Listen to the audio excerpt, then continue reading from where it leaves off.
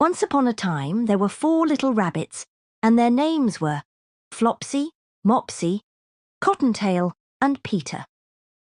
They lived with their mother in a sandbank, underneath the root of a very big fir tree.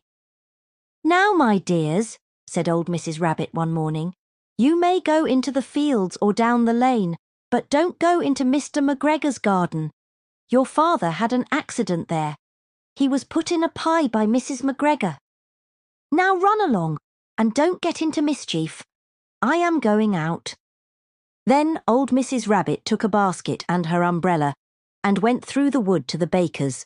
She bought a loaf of brown bread and 5 currant buns. Flopsy, Mopsy, and Cottontail, who were good little bunnies, went down the lane to gather blackberries. But Peter, who was very naughty, ran straight away to Mr. McGregor's garden and squeezed under the gate. First he ate some lettuces and some French beans, and then he ate some radishes, and then, feeling rather sick, he went to look for some parsley.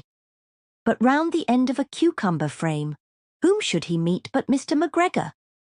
Mr. McGregor was on his hands and knees planting out young cabbages, but he jumped up and ran after Peter, waving a rake and calling out, "Stop, thief!" Peter was most dreadfully frightened. He rushed all over the garden, for he had forgotten the way back to the gate. He lost one of his shoes among the cabbages, and the other shoe amongst the potatoes. After losing them, he ran on 4 legs and went faster, so that I think he might have got away altogether if he had not unfortunately run into a gooseberry net and got caught by the large buttons on his jacket. It was a blue jacket with brass buttons, quite new. Peter gave himself up for lost and shed big tears, but his sobs were overheard by some friendly sparrows who flew to him in great excitement and implored him to exert himself. Mr. McGregor came up with a sieve, which he intended to pop upon the top of Peter. But Peter wriggled out just in time, leaving his jacket behind him, and rushed into the tool shed and jumped into a can. It would have been a beautiful thing to hide in, if it had not had so much water in it. Mr. McGregor was quite sure that Peter was somewhere in the tool shed, perhaps hidden underneath a flower pot. He began to turn them over carefully, looking under each. Presently, Peter sneezed. Curty-scoo!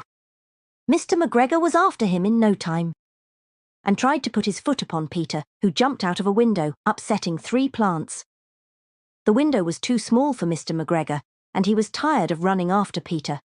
He went back to his work. Peter sat down to rest. He was out of breath and trembling with fright, and he had not the least idea which way to go. Also, he was very damp with sitting in that can. After a time, he began to wander about, going lippity, lippity, not very fast, and looking all round. He found a door in a wall, but it was locked, and there was no room for a fat little rabbit to squeeze underneath. An old mouse was running in and out over the stone doorstep, carrying peas and beans to her family in the wood. Peter asked her the way to the gate, but she had such a large pea in her mouth that she could not answer. She only shook her head at him. Peter began to cry. Then he tried to find his way straight across the garden, but he became more and more puzzled. Presently, he came to a pond where Mr. McGregor filled his water cans. A white cat was staring at some goldfish. She sat very, very still, but now and then the tip of her tail twitched as if it were alive. Peter thought it best to go away without speaking to her. He had heard about cats from his cousin, little Benjamin Bunny. He went back towards the tool shed, but suddenly, quite close to him, he heard the noise of a hoe. Scrurr-rich, scratch, scratch, scritch. Peter scuttered underneath the bushes, but presently, as nothing happened, he came out and climbed upon a wheelbarrow and peeped over. The first thing he saw was Mr. McGregor hoeing onions. His back was turned towards Peter, and beyond him was the gate.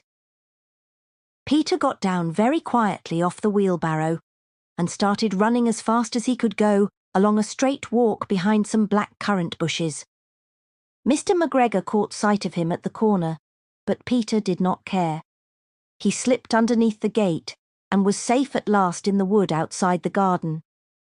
Mr. McGregor hung up the little jacket and the shoes for a scarecrow to frighten the blackbirds.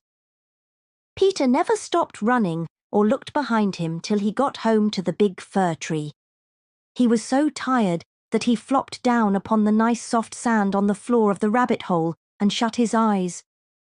His mother was busy cooking. She wondered what he had done with his clothes. It was the second little jacket and pair of shoes that Peter had lost in a fortnight. I am sorry to say that Peter was not very well during the evening. His mother put him to bed and made some chamomile tea, and she gave a dose of it to Peter. 1 tablespoonful to be taken at bedtime. But Flopsy, Mopsy, and Cottontail had bread and milk and blackberries for supper.